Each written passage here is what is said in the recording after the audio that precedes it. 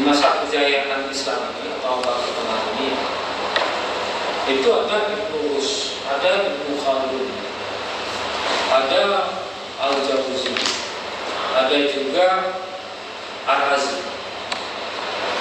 Itu pernah sama Ibnu Rus. Ternyata Ibnu Rus itu hampir sama teoremanya dengan Karl Marx, sama juga dengan teorema dari Foucault atau Derrida tahun berapa? 1990. Ibnu Rus itu di abad ke-11, jauh. Jadi kata Foucault, sesuatu ada kalau seandainya yang lain ada. Sesuatu itu ada karena ada sesuatu yang lain. Nyampe dikit. Oke. Sekarang saya di sini. Kalau saya. Kalau ada siswa saya enggak. Itu disebut dengan oposisi juga. Di mana sesuatu itu ada kalau seandainya yang lain ada. Kalau Tuhan tidak ada ciptanya, Tuhan nggak bisa. Waduh, nggak boleh. Tuhan kalau nggak ada ciptanya berarti masih Tuhan.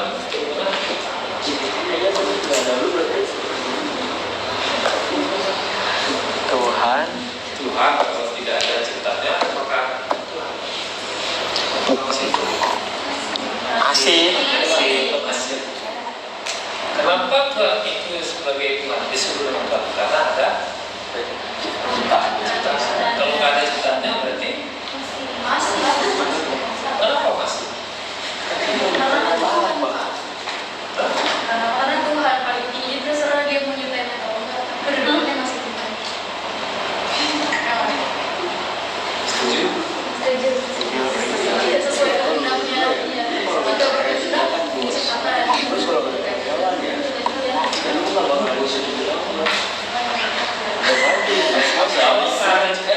Berarti masih Tuhan. Masih.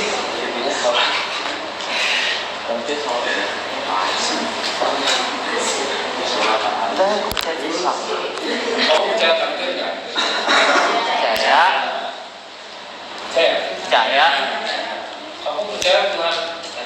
Manusia itu menentukan takdir? Ada. Untuk takdir atau masa depan itu kan di tangan Tuhan. Ya. Tapi ada kehendak dari manusia yang mungkin memperbaiki takdir. Berarti Tuhan tidak maha mengetahui, tidak maha berkehendak. Karena kita bisa menentukan nasib kita sendiri.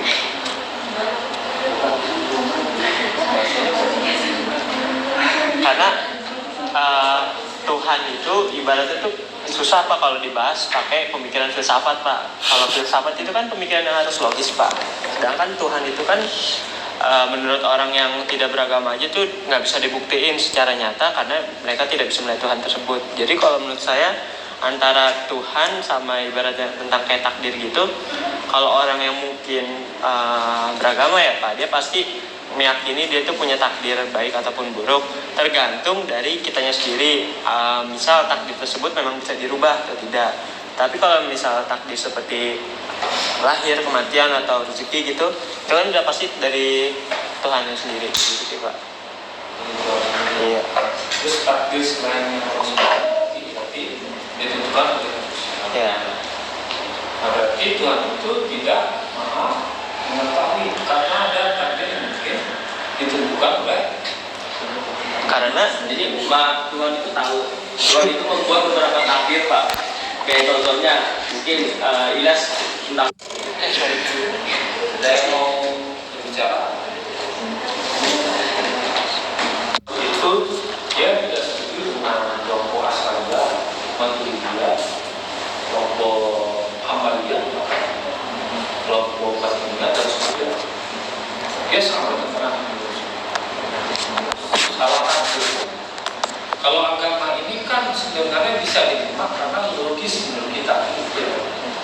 Nah kalau saya dengan takdir tadi itu ditentukan oleh manusia Tuhan, tetapi ditentukan juga oleh manusia.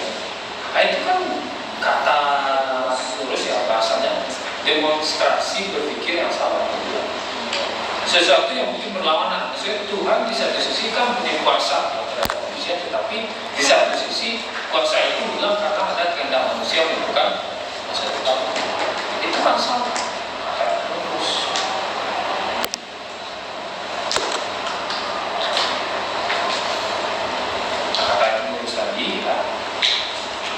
Kalau untuk maujud bisa sesuatu. Maujud itu kan punya sifat, punya karakter. Dan setiap maujud yang mungkin berinteraksi dengan maujud tadi, pasti dia menghasilkan sesuatu. Apa yang harus sampai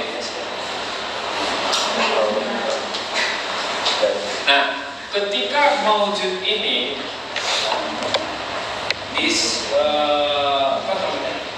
berhubungan dengan maujud yang lain, itu pasti hasilnya berbeda dari maujud lain. Artinya ada kehendak Tuhan yang ada kekuatan eksternal yang menentukan hasil dari maujud itu.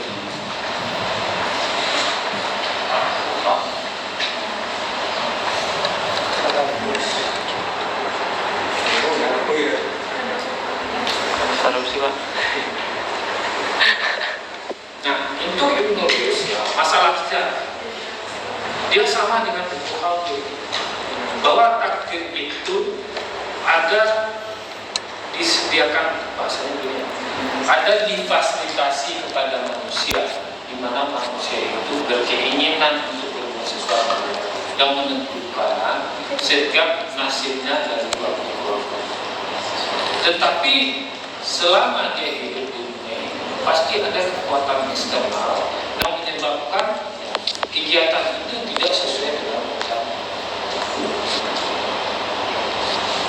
Nah, jadi kalau terus memandang dari sejarah seperti itu, manusia ini nggak bisa dia menentukan hidup itu sesuai dengan rencana, tetapi ada kekuatan yang menentukan manusia sehingga si rencana itu tidak sesuai dengan sebelumnya.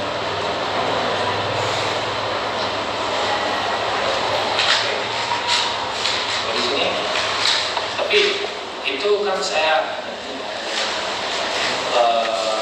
memaparkan tentang pikiran lurus. Bukan berarti saya Nah, yang kedua, salah satu pemikir Islam yang membahas tentang filsafat sejarah itu Ibnu Khaldun. Nah, kalau Ibnu Khaldun itu mengatakan bahwa manusia itu dia bersifat sirkular hidupnya. Pasti waktu-waktu siapapun itu hidupnya yang dilalui itu semua. Misalkan semuanya mengalami masa kakaran. Ada kalau ketika berusia 4 tahun masih jadi dewasa. Jadi anak-anak dulu, remaja dulu, dewasa, lalu tua, lalu ada nggak mungkin setelah meninggal itu lagi? Jadi sejarah ini bersifat sirkular. Nah, kalau mengatakan bahwa untuk kerajaan dia maksimum umurnya 120 tahun. Jadi 40 tahun pertama itu adalah masa-masa untuk membangun kota politik. Lalu 40 tahun setelah itu masuk dalam masa pemerintahan dari kerajaan. Lalu 40 tahun terakhir masuk di masa pengusuran. Karena kerajaan itu dipegang oleh orang-orang yang dimanjakan oleh masa itu datang dari alam.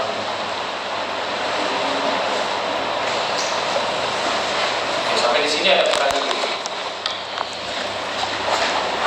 Nah, kalau di masa kegelapan di Eropa, untuk kehidupan manusia itu tidak penting semuanya, bukan sejarah semuanya.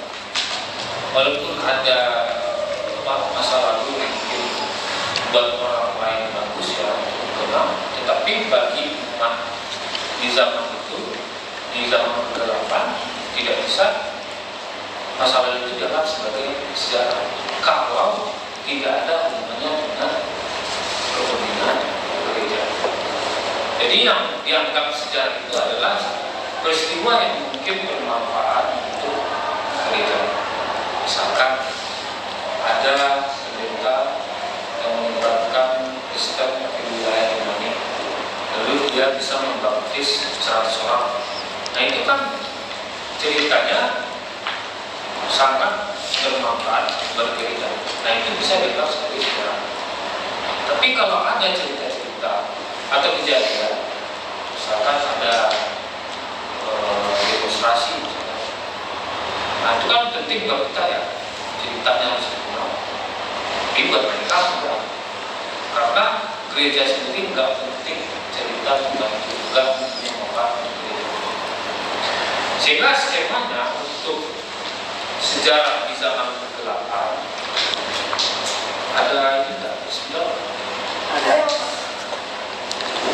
Jadi sejarah ini sebenarnya cuma satu yang penting dari segala macam bentuk kejadian-kejadian yang ada di dunia, yaitu sejarah sentral.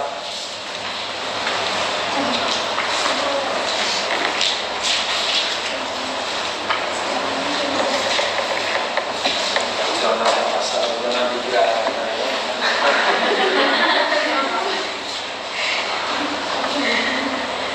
Alah. Siapa? Sejarah besar. Sudah saya terangkan. Situ. Kapan itu?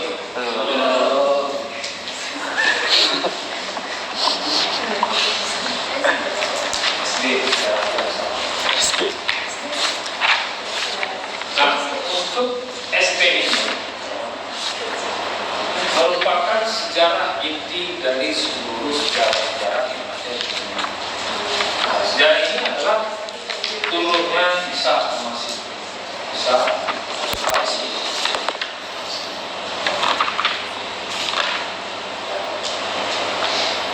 Nah, untuk peristiwa-peristiwa yang ada di sini, sebelum turunnya Isa Al-Masih adalah peristiwa-peristiwa yang menghantarkan adanya kejadian ini.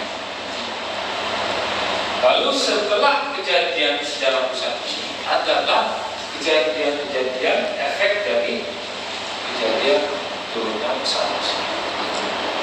Misalkan contoh gampangnya, kamu ingin kuliah ini kan kejadian sentral dan kejadian pusat. Selama di rumah itu kan ada kejadian-kejadian yang kamu alami, misalkan macet, terus hujan. Jadi kejadian itu kan kejadian yang menghantarkan kita untuk sampai ke kuliah ini. Nah, kuliah ini adalah kejadian besar. Lalu setelah belajar filsafat sejarah, mungkin ada yang gila misalkan, yang masih stres. Nah, itu efek dari kuliah ini. Nah, itu disebut dengan sejarah biasa yang merupakan dampak dari sejarah besar. Jadi kata orang gereja, nggak ada yang lebih penting dibandingkan sejarah turunnya Isa Al-Masih. Di mana sejarah sebelum pusat itu terjadi, itu adalah sejarah yang mengantarkan terjadinya sejarah pusat. Dan kejadian setelah sejarah pusat itu adalah efek dari sejarah pusat. Bagus ya. Ada pertanyaan?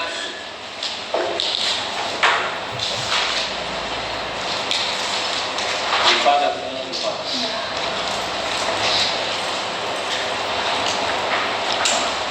Lalu untuk di zaman kegelapan itu sama dengan zaman-zaman Minangkabau tentang alur sejarah, bahwa manusia itu tidak naik turun, tidak bergerak maju juga, tetapi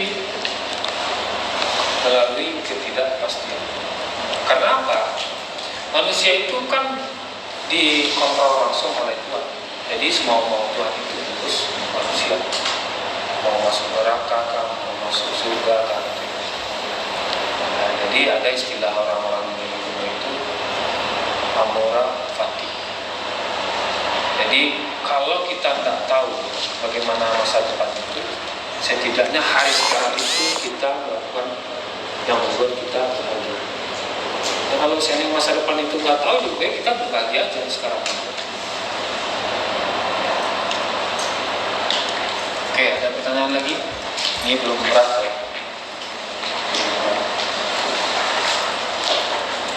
Oke. Lanjut ya. Nah, seluruh materi yang di abad pertengahan itu kan bahas sejarah. Kayak Ilmu Paulus itu kan bahas sejarah, tapi dia lihat pandangan perjalanan hidup manusia. Yang dari kecil, besar, atau untuk kerajaan itu dari tumbuh, berkembang. Dia bahas sejarah, tapi nggak bahas manusia. Nah, terus di zaman ke-8, zaman gereja itu mengontrol kebenaran, sejarah itu dianggap tidak berguna sebagai sejarah besar. Itu kan filsafat sejarah semuanya. Dia nggak bahas tentang manusia dalam konteks uang. Sekali lagi, di zaman ini orang mengetahui tentang filsafat sejarah itu, tetapi tidak tahu itu bagian dari filsafat sejarah.